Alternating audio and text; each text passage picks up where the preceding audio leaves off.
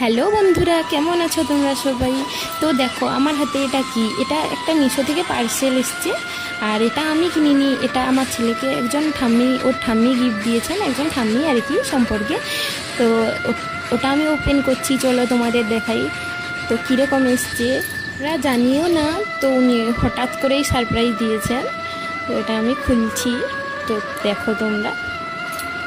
আমার ছোট্ট সোনাটার জন্য এই গিফটটা পেয়ে আমি খুবই খুশি হয়েছি।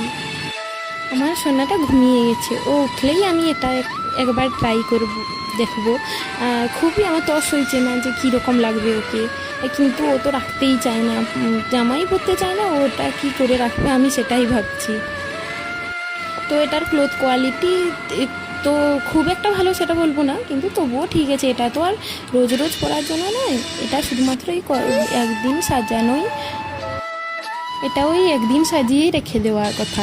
আমি আরও একটা ধুতি পাঞ্জাবি অর্ডার করেছিলাম ওর 6 মাসের অন্নপ্রাশনে, ওটা আলমারিতে পড়ে আছে, ওই একবারই পড়েছিল। যাই হোক, খুবই ভালো এসছে এটা। তো এখানে ছিল একটা পাঞ্জাবি ইয়েলো কালার, আর একটা ধুতি, তার সাথে রেড বর্ডার, আর একটা মাথার ওই যে মাথার বেল্টের মতন আর কি, হেয়ার ব্যান্ডের মতো, ওটাতে ময়ূর পালক ছিল।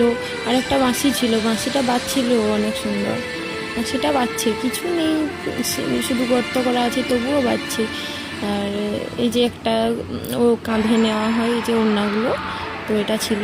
তো কেমন হয়েছে